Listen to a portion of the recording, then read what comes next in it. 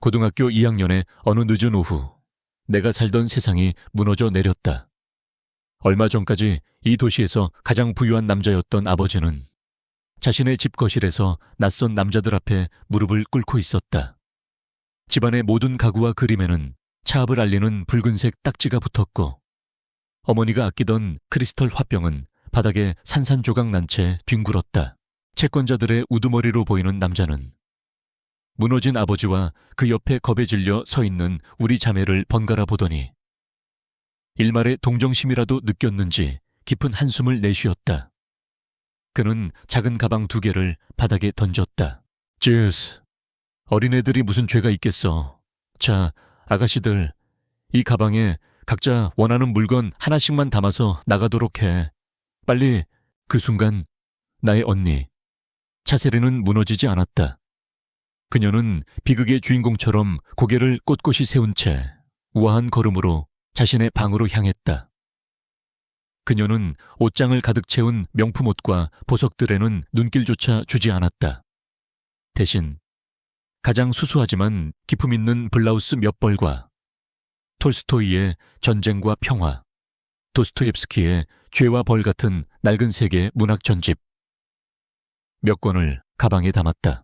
그녀는 채권자들을 향해 마치 심오한 진리를 설파하는 현자처럼 말했다. 재물은 있다가도 없는 것이지만 인간의 품위는 스스로 지키는 것이고 지식이야말로 영원히 남는 것이지요. 하지만 나는 달랐다. 나는 저 위선적인 고상함이 역겨웠다. 나는 곧장 어머니의 유품이 담긴 작은 보석함으로 달려갔다. 그리고 그 안에서 묵직한 순금 팔찌와 작지만 값비싼 파텍 필립 손목시계를 꺼내 내 가방 깊숙이 쑤셔 넣었다. 옷이나 책 따위는 중요하지 않았다. 이것은 돌아가신 어머니의 마지막 흔적이자 이 지옥 같은 현실에서 살아남기 위한 나의 유일한 무기였다. 그런 나를 보며 세린 언니가 경멸이 가득 담긴 목소리로 비웃었다. 속물, 내 엄마나 너나 똑같구나. 남들이 버린 사랑을 보물인 양 끌어안고 살더니 망하는 순간까지 손에 쥐는 게 고작 이런 쇠덩거리라니. 그녀의 말은 내 어머니를 향한 모욕이었다. 아버지가 가난한 노동자였을 때 그를 버리고 부자에게로 떠났던 자신의 어머니는 잊은 채 아버지가 빈털터리가 되었을 때 자신의 모든 것을 가지고 와 아버지를 일으켜 세웠던 나의 어머니를 남이 버린 것을 주운 여자라 칭한 것이다. 나는 지지 않고 쏘아붙였다. 언니, 배고플 때 그 책 뜯어 먹을 수 있어. 이 쇳덩거리는. 나중에 언니가 사고 싶어 할 그 고상한 책 수백 권은 사줄 수 있을걸. 우리의 대화를 듣던 채권자는 혀를 차며 세린에게 말했다. 아가씨, 사람이 좀 현실적이어야지. 하지만 세린은 코웃음을 칠 뿐이었다. 인간의 운명은 하늘이 정하는 법. 당신들이 오늘 아버지의 것을 빼앗아갔으니 머지않아 천벌을 받게 될 겁니다. 그렇게 우리는 모든 것을 빼앗긴 채 대저택에서 쫓겨났다. 아버지는 완전히 무너져 껍데기만 남은 사람처럼 보였다. 우리가 새로 거처를 구한 곳은 금방이라도 무너질 듯한 낡은 연립주택의 작은 반지하 방이었다. 방은 2개뿐이었다. 세린 언니는 당연하다는 듯 그나마 창문이 있는 큰 방을 차지했다. 나는 조용히 사색할 나만의 공간이 필요해. 저 속물과 같은 방을 쓰는 건 상상할 수도 없는 일이야. 그녀의 이기심에 아버지는 아무 말도 하지 못했다.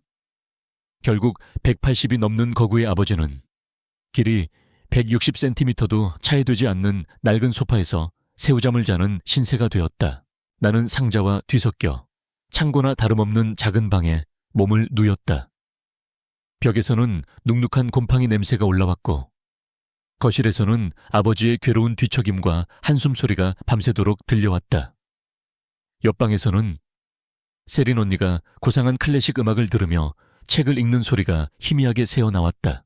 나는 가방 속에 든 차갑고 묵직한 금덩어리를 꽉 움켜쥐었다. 이것은 단순한 유품이 아니었다. 나의 생존 자금이자 복수를 위한 종잣돈, 그리고 미래를 향한 약속이었다. 잿더미 속에서 2 자매의 생존을 위한 싸움은 그렇게 시작되었다. 그리고 그들의 가치관만큼이나 그들의 미래 또한 극명하게 갈라질 운명이었다.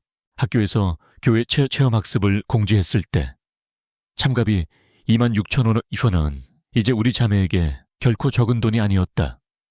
배달 아르바이트로 하루 겨우 3만 원 나선 남짓을 버는 아버지는 이틀치 수입을 고스란히 딸들의 참가비로 내놓았다. 세린 언니는 마치 더러운 것이라도 만지는 듯 두 손가락으로 돈을 집어들며 한숨을 쉬었다. 하지만 은솔은 땀과 희생의 무게가 담긴 그 꼬깃꼬깃한 지폐를 감사히 받아들었다. 체험학습 장소는 군뱅이와 매미 유충을 사육하는 농장이었다. 버스에서 내리는 순간부터 세린 언니의 미간은 찌푸려져 있었다.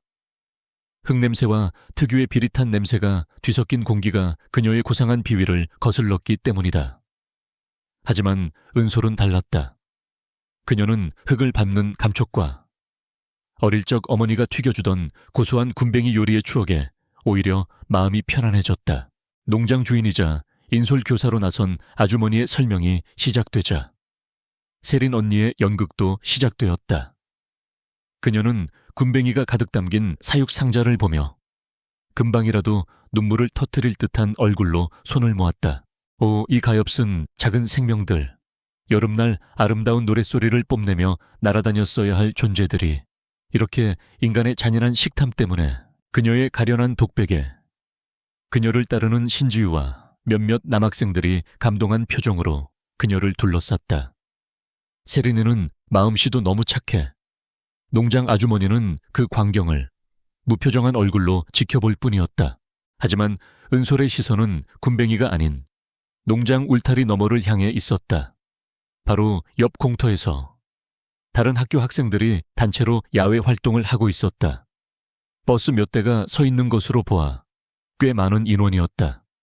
하지만 그곳에는 변변한 매점 하나 없었고 학생들은 지루하고 배고픈 얼굴로 앉아 있었다. 그 순간 은솔의 머릿속에서 번개가 쳤다. 수요는 넘쳐나는데 공급이 없다. 그녀는 세린의 연극이 끝나기를 기다렸다가 곧장 농장 아주머니에게로 향했다. 아주머니, 그녀는 당돌하게 말을 걸었다. 저기 저 학생들 엄청 배고파 보이는데요. 아주머니는 흥미로운 눈으로 그녀를 쳐다보았다. 그래서 아주머니는 재료가 있고 저는 저들을 손님으로 만들 아이디어가 있어요. 저에게 작은 화로랑 숯, 그리고 군뱅이 몇 킬로만 외상으로 빌려주세요. 제가 저기서 군뱅이 꼬치를 팔아볼게요. 버는 돈은 아주머니랑 정확히 반으로 나누는 조건으로요. 아주머니는 잠시 놀란 듯 눈을 크게 떴다가 이내 박장대소를 터뜨렸다. 허허, 이 맹랑한 것 좀 보게. 좋아, 어디 한번 해봐라. 은솔은 즉시 행동에 옮겼다. 그녀는 농장 한쪽 구석에 아주머니가 빌려준 작은 화로와 테이블로 즉석 판매대를 만들었다. 그리고는 능숙한 솜씨로 군뱅이를 꼬치에 꿰고 비법 양념을 발라 숯불 위에 올렸다. 치익 하는 소리와 함께 고소하고 짭짤한 냄새가 바람을 타고 퍼져나가기 시작했다. 효과는 즉각적이었다. 냄새에 이끌린 옆 학교 남학생들이 하나둘 모여들기 시작했다. 이거 뭐예요? 맛있겠다. 군뱅이 꼬치 한 꼬치에 5,000원 자연산 고단백 영양 간식.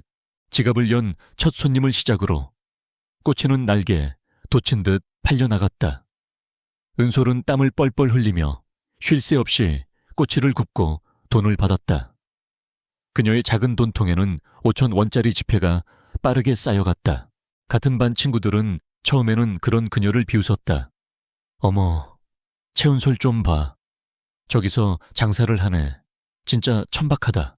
하지만 참을 수 없이 맛있는 냄새와 다른 학교 학생들이 맛있게 꼬치를 먹는 모습에 그들의 자존심은 금세 굴복했다.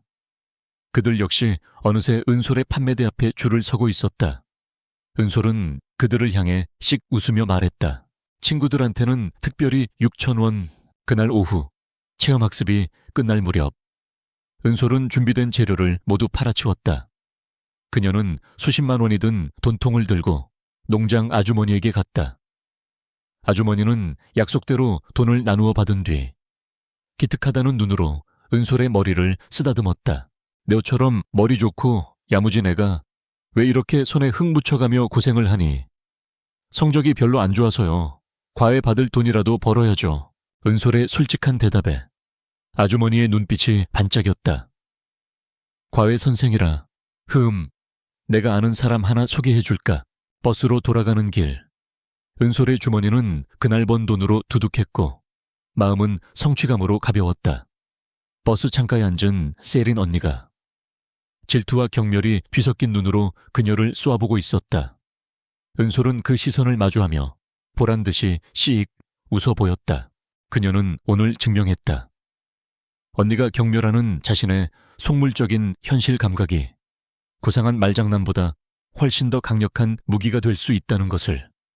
그리고 그녀는 자신의 인생을 바꿀 중요한 인연의 첫 단추를 바로 오늘 자신의 손으로 꿰었다는 사실을 아직 알지 못했다. 평범한 학교의 오후.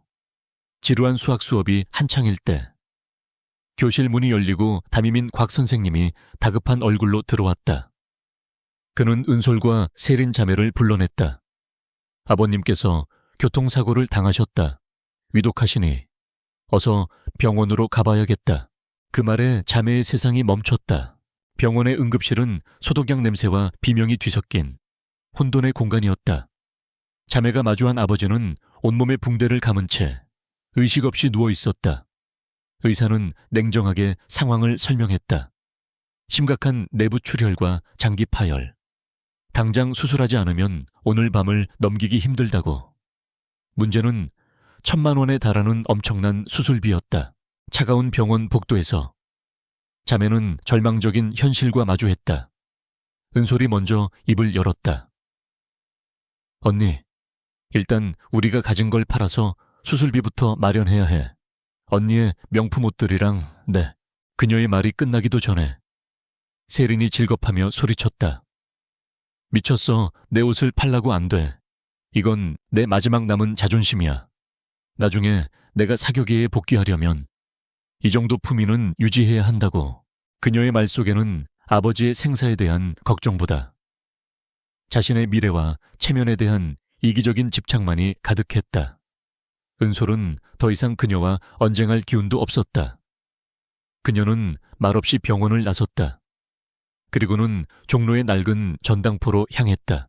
그녀는 떨리는 손으로 어머니의 유품인 금팔찌와 손목시계를 내밀었다. 그녀가 가진 전부이자 그녀의 가장 소중한 보물이었다. 전당포 주인은 물건의 가치를 꼼꼼히 살핀 뒤 현금 뭉치를 내밀었다. 간신히 수술 계약금에 맞춘 돈이었다. 아버지가 수술실로 들어간 사이 곽 선생님이 병원으로 찾아왔다. 그는 자매의 딱한 사정을 듣고는 학교에 돌아가자마자 전교생과 교사들을 대상으로 모금 활동을 시작했다. 다음 날 그는 300만 원이라는 거금이 든 봉투를 들고 다시 나타났다. 세린아, 내가 마디니 이 돈은 네가 잘 관리하거라. 아버님 치료비에 보태 쓰렴. 곽 선생님은 전통적인 가치관에 따라 장녀인 세린에게 돈을 맡겼다. 세린은 눈물을 글썽이며 감사를 표하는 완벽한 연기를 해냈다. 선생님, 친구들, 정말 감사합니다. 이 은혜는 평생 잊지 않을게요. 하지만 그녀의 머릿속은 전혀 다른 계산으로 가득 차 있었다. 300만 원이라 앞으로 들어갈 치료비를 생각하면 턱없이 부족한 돈이야. 그리고 아빠도 그랬지. 돈 아껴서 대학 가라고. 이 돈을 끝도 없는 병원비에 쏟아붓는 건 낭비야. 그녀의 마음속에서 악마가 달콤하게 속삭였다. 그날 오후 세린은 병원에 없었다. 그녀는 압구정의 화려한 명품관에 있었다. 그녀는 얼마 전부터 눈독 들여왔던 수백만 원짜리 샤넬 핸드백 앞에 서 있었다. 그녀는 스스로를 합리화했다. 이건 단순한 가방이 아니야. 미래를 위한 투자지. 나중에 상류층 사회에 진입하려면 이런 아이템 하나쯤은 필수라고. 이 가방 하나가 나중에 수억 원의 가치를 가져다 줄 수도 있어. 이게 바로 현명한 선택이야. 우리 가족의 미래를 위한 거라고. 그녀는 계산대 앞으로 걸어갔다. 그리고는 망설임 없는 손길로 선생님과 친구들이 아버지의 목숨을 위해 모아준 땀과 온정이 담긴 그 돈 뭉치를 꺼내 핸드백 값을 지불했다. 새 가방을 팔에 걸고 백화점을 나서는 그녀의 발걸음은 구름 위를 걷는 듯 가벼웠다. 그녀는 승리감과 만족감에 휩싸여 있었다. 핸드백 속에서 병원으로부터 온 부재중 전화 알림이 깜박이고 있었지만 그녀는 애써 무시했다. 그녀는 자신의 손으로 아버지의 목숨값과 맞바꾼 욕망의 증표를 움켜쥐었다.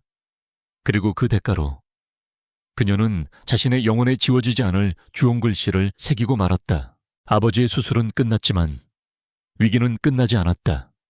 수술 후 감염을 막기 위한 값비싼 항생제와 치료비가 매일같이 청구되었다. 은솔은 어머니의 유품을 판 돈이 바닥을 드러내는 것을 보며 잠을 이룰 수 없었다. 그녀는 학교와 병원을 오가며 필사적으로 공부했지만 따라잡기에는 역부족이었다. 바로 그때 구세주처럼 한 통의 전화가 걸려왔다. 매미 농장 아주머니였다. 예, 내가 말했던 과외 선생 말이야. 오늘 저녁부터 너희 집으로 가라고 했다. 공짜니까 부담 갖지 말고. 공부 열심히 해서 꼭 좋은 대학 가야 한다. 그날 저녁 초인종 소리에 문을 연 은솔은 자신의 눈을 의심했다. 문 앞에는 웬만한 아이돌 가수보다 더 잘생긴 남자가 서 있었다. 훤칠한 키, 지적인 눈빛, 그리고 부드러운 미소. 안녕하세요. 고은우라고 합니다. 오늘부터 최은솔 학생의 과외를 맡게 됐습니다. 좁고 허름한 거실. 두 사람은 작은 밥상 하나를 사이에 두고 마주 앉았다. 어색한 분위기도 잠시. 수업이 시작되자 은솔은 그의 가르침에 완전히 빠져들었다. 그는 어려운 수학 공식을 너무나도 쉽고 명쾌하게 설명했다. 그의 목소리는 차분했고 그녀의 어떤 질문에도 막힘이 없었다. 난생 처음으로 그녀는 공부가 재미있다고 느꼈다. 바로 그때 닫혀있던 세린의 방문이 열렸다. 그녀는 실크 잠옷 차림에 방금 막 잠에서 깬 듯한 청순한 얼굴로 거실로 나왔다.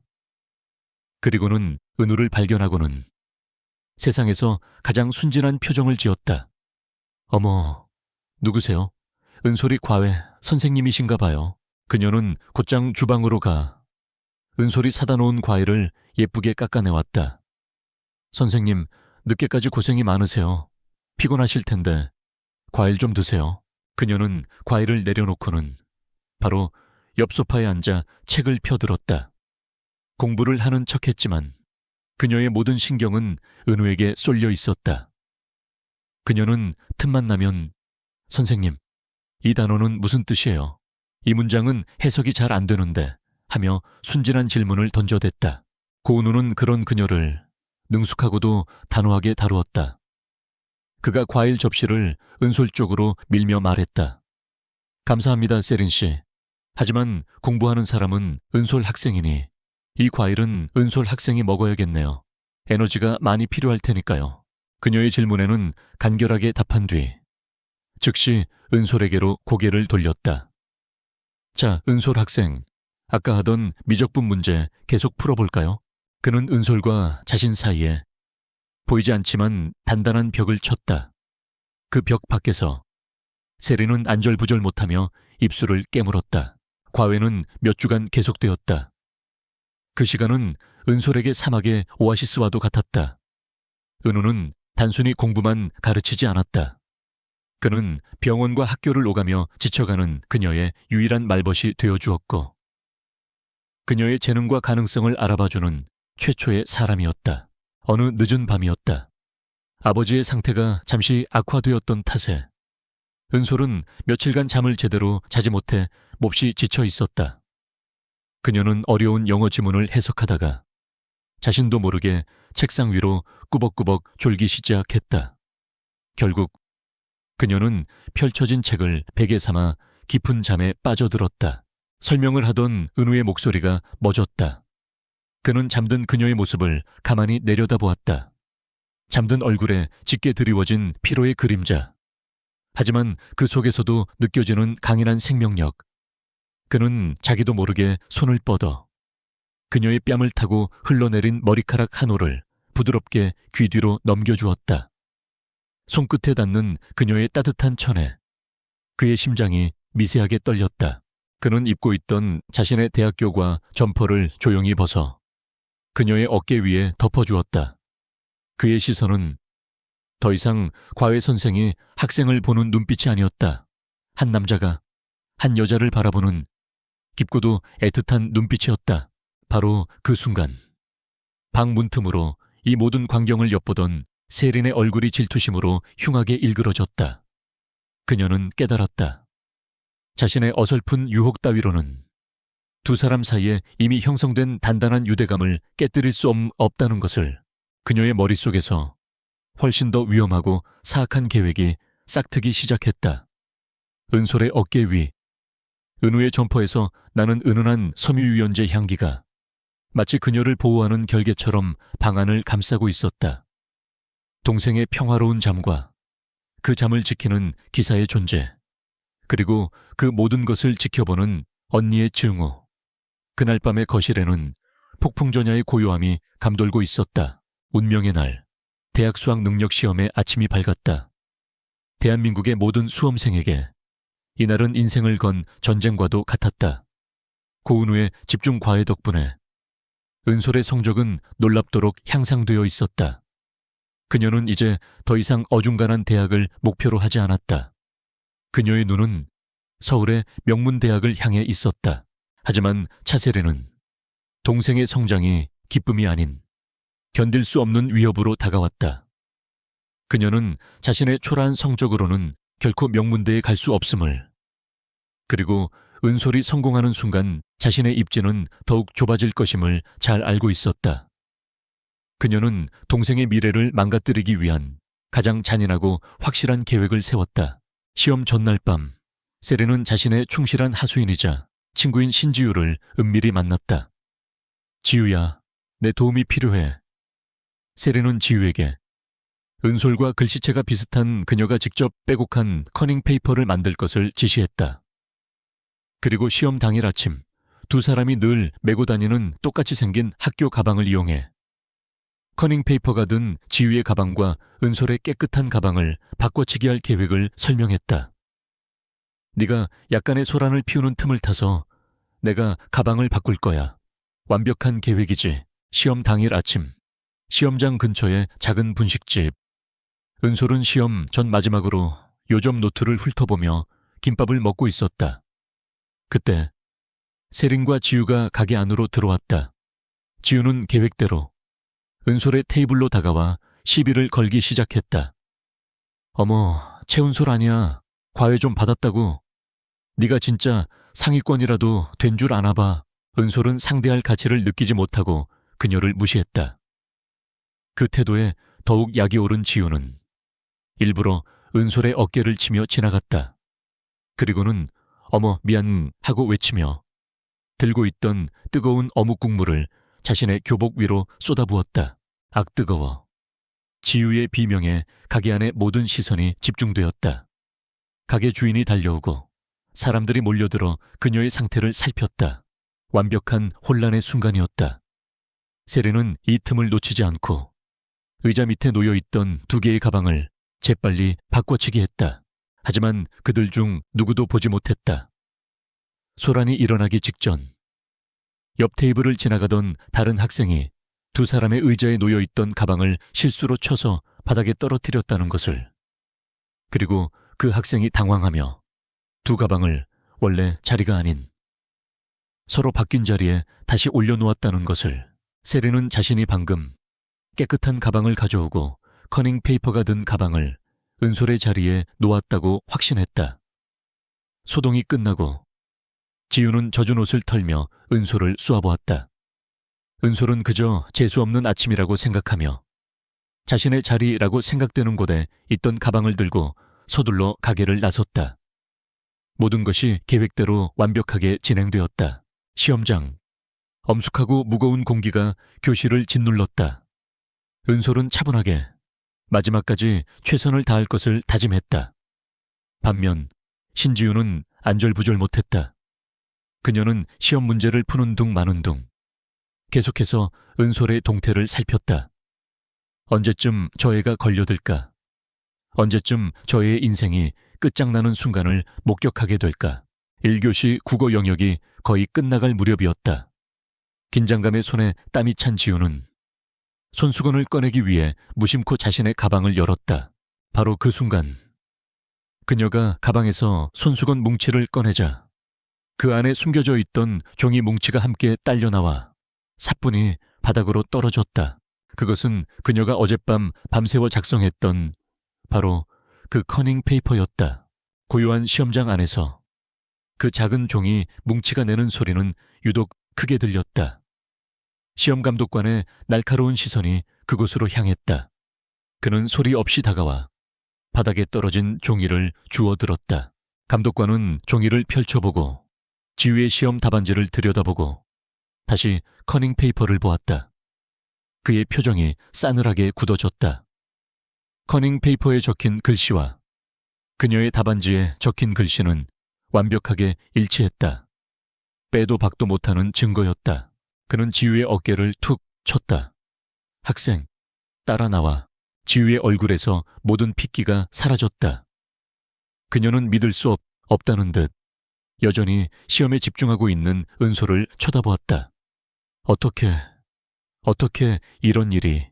그녀는 울음을 터뜨리며 시험 감독관의 손에 이끌려 교실 밖으로 끌려 나갔다. 부정행위 적발, 시험 무효 처리, 그리고 앞으로 그녀의 인생에 영원히 따라붙게 될 주홍글씨, 시험 종료 벨이 울리고 은솔은 후련한 마음으로 시험장을 나섰다. 그녀가 교문을 나서려는데 저 멀리 부모님에게 붙들려 울부짖으며 끌려가는 신지우의 모습이 보였다. 은솔은 그저 자신의 라이벌이 시험을 망쳤나 보다 하고 무심하게 생각할 뿐이었다. 멀리서 이 모든 광경을 지켜보던 세린의 얼굴은 공포와 불신으로 하얗게 질려 있었다.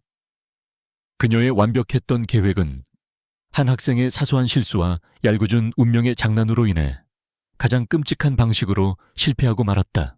그녀가 파놓은 함정에 빠진 것은 동생이 아니라 그녀의 가장 충실했던 하수인이었다. 신지우의 대학 수학 능력 시험 부정행위 사건은 학교를 발칵 뒤집어 놓았다. 그녀의 학업 인생은 완전히 끝났고 미래는 한순간에 잿더미가 되었다. 모든 것을 잃은 지우는 자신을 나락으로 떨어뜨린 차세린을 그대로 둘 수 없었다. 배신감과 복수심에 휩싸인 그녀는 담임인 곽 선생님과 최은솔을 교무실로 불러내 모든 것을 털어놓았다. 선생님, 제가 잘못했어요. 하지만 저 혼자 한 게 아니에요. 전부 차세린이 시킨 짓이라고요. 곽 선생님은 처음에는 그저 친구를 시기한 학생의 비겁한 변명이라고 생각했다. 그래서 세린 학생이 내게 은솔 학생을 모함하라고 시켰다는 말이냐? 아니요. 그건 시작일 뿐이에요. 더 무서운 계획이 있었어요. 지우는 울부짖으며 지난 몇 주간 세린이 벌인 끔찍한 계획의 전말을 폭로하기 시작했다. 그녀의 이야기는 충격 그 자체였다. 세린이 과외 선생인 고은우의 뒷조사를 했고 그가 사실은 매미농장 주인의 아들이 아니라 대한민국 굴지의 농업 바이오 기업의 유일한 후계자라는 사실을 알아냈다는 것. 세린이는 은우 선배를 자기 남자로 만들려고 했어요. 그래서 제가 은솔이의 시험을 망치게 해서 두 사람을 떼어놓으려고 했던 거예요. 그리고 오늘 밤 지우의 목소리가 공포로 떨렸다. 오늘 밤 시험이 끝난 기념으로 은우 선배를 집에 초대해서 차에 약을 타려고 했어요. 은솔의 피가 차갑게 식었다. 인터넷에 어두운 경로를 통해서 구한 마시게 되면 정신을 잃고 아무것도 기억 못하게 되는 그런 약이요. 그렇게 해서 선배를 자기 사람으로 만들 거라고 저한테 자랑까지 했단 말이에요. 순간 교무실 안의 공기가 얼어붙었다. 단순한 학생들 간의 질투와 다툼이 아니었다. 이것은 명백한 끔찍한 범죄 계획이었다. 은솔의 온몸이 떨렸다. 그녀는 미친 듯이 휴대폰을 꺼내 떨리는 손으로 은우의 번호를 눌렀다. 오빠, 아니, 선배, 오늘 우리 집에 절대 오면 안 돼요. 함정이에요. 제발요. 그녀의 비명을 듣는 동안 곽 선생님의 얼굴은 하얗게 질려 있었다. 그는 망설임 없이 경찰에 전화를 걸었다. 잠시 후 경찰차의 사이렌 소리가 요란하게 울리며 그들은 모두 은솔의 낡은 연립주택으로 향했다. 문을 부수고 안으로 들이닥쳤을 때 그들이 마주한 것은 지우의 말과 정확히 일치하는 광경이었다. 어두운 거실에는 촛불이 켜져 있었고 작은 밥상 위에는 정성스럽게 차려진 2인분의 저녁 식사가 놓여 있었다. 부드러운 음악이 흐르고 있었고 그 중심에는 아름다운 원피스를 차려입은 차세린이 찻주전자에서 향긋한 차를 따르고 있었다. 그녀는 갑자기 들이닥친 경찰과 동생의 모습에 토끼처럼 놀란 눈을 하고 있었다. 이게 다 무슨 일이에요, 언니 선생님. 그녀는 완벽한 피해자를 연기했다. 지우를 발견하자 그녀의 얼굴에 분노가 스쳤다. 신지우, 네가 감히 경찰까지 끌고 와. 이게 무슨 짓이야. 하지만 경찰은 그녀의 연극에 어울려주지 않았다. 그들은 곧장 테이블로 다가가 찻주전자를 확보했다. 현장에서 즉석으로 진행된 간이 시약검사. 검사 키트의 색깔이 순식간에 의심할 여지 없는 짙은 보라색으로 변했다. 불법적인 수면유도 성분이 다량 검출된 것이다. 아니야, 내가 한 게 아니야. 저게 날 질투해서 나를 모함하는 거라고요. 세린은 마지막까지 지우에게 모든 죄를 뒤집어 씌우려 발악했다. 하지만 지우의 구체적인 증언과 눈앞의 명백한 증거 앞에서 그녀의 거짓말은 힘을 잃었다. 한 경찰관이 그녀에게 다가와 차가운 목소리로 말했다. 차세린 씨, 약물 이용, 성폭행 미수 및 불법 약물 소지 혐의로 당신을 체포합니다. 철컥 하고 차가운 수갑이 그녀의 손목에 채워졌다. 그녀가 공들여 차려입은 아름다운 원피스와 로맨틱한 저녁 식사는 그녀의 추악한 범죄를 위한 무대 장치로 전락하고 말았다. 경찰에게 끌려나가던 순간 그녀의 시선이 은솔에게 향했다. 그녀의 얼굴에서 우아하고 가련한 가면은 완전히 벗겨져 있었다. 그 자리에는 자신의 모든 것을 망쳐버린 동생을 향한 순도 높은 증오와 악의만이 남아있었다. 전부 너 때문이야. 너만 없었으면 이게 같은 년. 그녀의 저주를 마지막으로 현관문이 닫혔다. 바로 그때 은솔의 다급한 전화를 받고 한달음에 달려온 은우가 현장에 도착했다. 그는 경찰차에 태워져 연행되는 세린의 모습을 그리고 그 모든 파국의 중심에서 위태롭게 서 있는 은솔을 발견했다. 그는 망설임 없이 그녀에게 달려가 그녀의 떨리는 몸을 자신의 품에 끌어안았다. 괜찮아, 은솔아, 이제 다 끝났어. 괜찮아. 그의 단단한 품 안에서 은솔은 비로소 길고 길었던 싸움이 끝났음을 실감하며 참았던 숨을 터뜨렸다. 가장 추악한 비밀은 햇빛 아래 드러났고 악에는 마침내 단죄되었다. 그녀의 인생을 짓누르던 어둠이 마침내 걷히고 있었다. 시간이 흘러 차세린의 재판 결과가 나왔다. 그녀는 약물 이용 성폭행 미수라는 중범죄에도 불구하고 초범이라는 점과 정신적으로 불안정한 상태였다는 변호사의 주장이 일부 받아들여져 징역 1년에 집행유예 2년을 선고받았다. 실형은 면했지만 그녀의 인생에는 지워지지 않을 점과 기록이 남았다.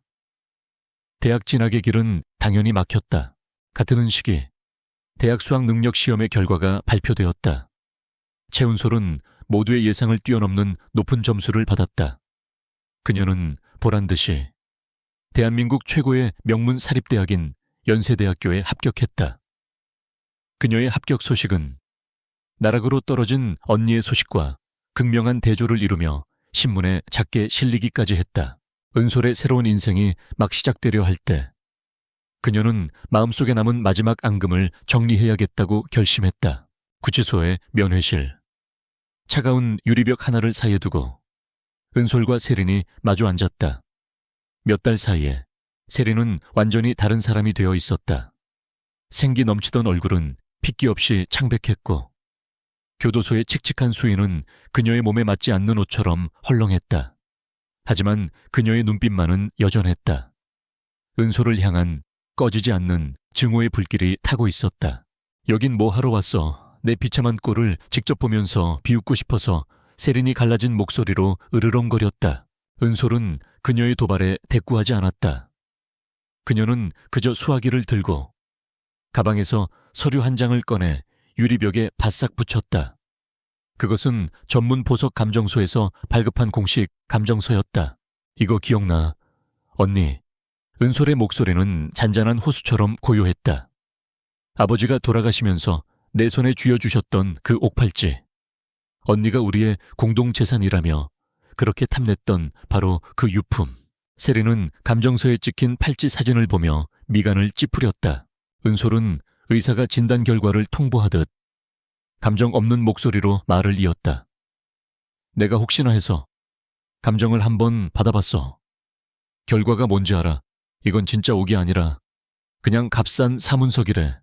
시장 가치는 대략 5만 원 요런 정도. 뭐? 아버지가 평생을 간직했던 어머니와의 사랑의 증표. 언니가 그토록 고상한 가문의 유산이라고 믿었던 그 팔찌의 진짜 가치가 고작 5만 원이라고. 세린의 얼굴이 순간 굳어졌다. 은솔은 결정타를 날렸다. 언니 말이 맞았어. 이건 우리 공동 유산이지. 그래서 내가 관대하게 언니 몫을 챙겨주려고 2만 5천 원. 언니 영치금으로 넣어줄까? 그 순간 세린의 내면에서 무언가 무너져 내렸다. 돈의 액수가 문제가 아니었다. 그 팔찌는 그녀가 믿고 있던 자신의 고상한 근본과 아버지에게 특별한 딸이었다는 마지막 자존심의 상징이었다. 그런데 그 모든 것이 고작 5만 원짜리 싸구려 돌멩이였다는 진실. 그녀의 인생 전체가 부정당하는 듯한 끔찍한 모욕이었다. 하하하. 세린은 갑자기 미친 사람처럼 웃기 시작했다. 그 웃음은 점차 울음 섞인 비명으로 변했다. 그녀는 유리벽을 미친 듯이 두드려대며 소리쳤다. 거짓말 다 거짓말이야. 이 천박한. 내년 집안은 전부 다 쓰레기야. 그녀가 애써 지켜왔던 우아함과 고상함의 가면은 산산조각 났다. 그 아래에서는 질투와 열등감으로 뒤틀린 추악하고 비참한 본 모습이 드러났다. 교도관들이 달려와 발악하는 그녀를 제 앞에 끌고 나갔다. 은솔은 그 모든 광경을 텅 빈 눈으로 지켜보았다. 그리고는 조용히 수화기를 내려놓았다. 마음이 후련하지도 기쁘지도 않았다. 그저 모든 것이 끝났다는 생각뿐이었다. 증오는 사라지고 거대한 공허함만이 남았다. 그녀는 구치소를 나섰다. 잿빛의 건물 밖으로 나오자 눈부신 햇살이 그녀를 맞았다. 그때 휴대폰이 울렸다. 은우에게서 온 메시지였다. 밖에 있어. 매미꼬치 먹으러 가자. 그 메시지를 보는 순간 은솔의 입가에 아주 오랜만에 진심 어린 작은 미소가 떠올랐다. 그녀는 자신의 어둡고 긴 과거의 마지막 페이지를 직접 닫았다. 그리고 자신을 기다리는 남자에게로 새로운 미래를 향해 가벼워진 발걸음을 옮겼다. 모든 시험이 끝나고 은솔은 꿈에 그리던 연세대학교의 합격 통지서를 받았다. 그녀의 인생에 드디어 찬란한 햇살이 비치기 시작했다. 그리고 그 햇살의 가장 따뜻한 곳에는 언제나처럼 고은우가 있었다. 두 사람은 공식적인 연인이 되었다. 여름방학이 시작되자 은우는 은솔을 자신의 집 위로 초대했다. 은솔이 도착한 곳은 그저 평범한 매미 농장이 아니었다. 그곳은 거대한 농업 바이오 기업의 본사이자 수만 평의 대지 위에 펼쳐진 아름다운 대저택이었다. 그녀가 처음 장사를 했던 그 촌스러운 농장은 사실 이 거대 제국의 작은 일부에 불과했다.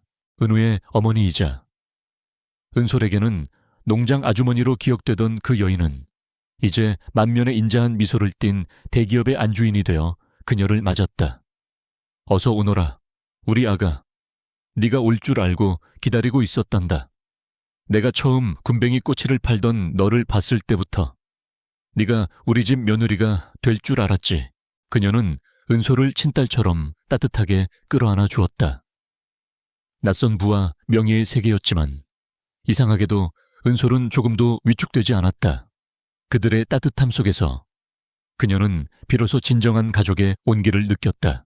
그날 밤 은우는 은솔을 데리고 저택의 비밀스러운 장소로 향했다. 수백 년 된 거대한 나무 아래 반딧불이가 별처럼 날아다니는 몽환적인 숲속의 작은 유리 온실이었다. 여름밤의 후덥지근한 공기와 싱그러운 풀 내음, 그리고 달콤한 꽃향기가 두 사람을 감쌌다. 두 사람은 한동안 말없이 서로의 손을 잡은 채 밤의 소리를 들었다. 지난 몇 달간 그들은 지옥과 천국을 오갔다. 이제 모든 폭풍이 지나고 그들에게는 고요한 평화만이 남았다. 은우가 먼저 입을 열었다. 그의 목소리는 여름밤처럼 부드럽고 따뜻했다. 고마워, 은솔아, 나를 찾아와 줘서. 아니에요, 선배, 기다려 줘서. 고마워요. 두 사람의 시선이 허공에서 마주쳤다. 더 이상 어떤 말도 필요하지 않았다. 그들의 눈빛은 이미 수만 가지의 감정을 이야기하고 있었다. 은우는 천천히 그녀에게 다가가 그녀의 얼굴을 두 손으로 부드럽게 감쌌다. 그리고 그는 그녀에게 키스했다. 그것은 단순한 입맞춤이 아니었다. 모든 고통과 상처를 치유하고 서로의 영혼을 위로하는 깊고도 성스러운 의식이었다. 그의 입술은 뜨거웠고 그녀의 입술은 부드럽게 그것을 받아들였다. 닫혀있던 그녀의 마음의 문이 그의 다정함 앞에서 속수무책으로 열렸다. 그의 팔이 그녀의 허리를 단단히 감싸 안았고 그녀는 그의 목을 끌어안았다. 두 사람의 몸이 하나의 실루엣으로 겹쳐졌다. 서로의 심장 박동이, 숨결이 천이 하나가 되어갔다. 그의 혀가 조심스럽게, 그러나 열정적으로 그녀의 안을 탐했다. 그녀는 짜릿한 쾌감에 온몸을 떨며 그의 모든 것을 받아들였다. 이것은 그녀의 인생에 처음으로 찾아온 완전한 사랑의 교감이었다. 숲속의 모든 생명들이 그들의 축복받은 시작을 위해 조용히 숨을 죽이는 듯했다. 며칠 후 나른한 여름날의 오후였다. 은솔과 은우는 처음 만났던 그 매미 농장의 한적한 나무 그늘 아래에 앉아 있었다. 그들의 앞에는 그때와 똑같은 작은 화로가 놓여 있었다. 두 사람은 장난을 치며 서툰 솜씨로 굼벵이 꼬치를 굽고 있었다. 하지만 이제 이것은 생존을 위한 장사가 아닌 행복한 연인들의 즐거운 놀이였다. 고소한 냄새가 바람을 타고 퍼져나갔다. 옛날엔 절박했는데 지금은 맛이 좀 다르네. 은솔이 꼬치를 한 입 베어 물며 말했다. 은우는 미소 지으며 잘 익은 꼬치 하나를 불어 그녀의 입에 넣어주었다. 그의 눈빛은 꿀처럼 달콤했다. 여름맛이야. 우리의 시작을 닮은 맛. 그들은 말없이 서로를 바라보며 웃었다. 따스한 햇살이 나무집 사이로 부서져 내렸고 매미 소리는 그들을 위한 축가처럼 낭랑하게 울려 퍼졌다. 지긋지긋했던 과거는 이제 아득한 예시하기가 되었다. 그들의 앞에는 여름날의 햇살처럼 눈부시고 잘 익은 꼬치처럼 고소하고 달콤한 새로운 날들만이 펼쳐져 있을 것이다. 그들의 진짜 인생은 바로 이 여름의 맛과 함께 이제 막 시작되고 있었다.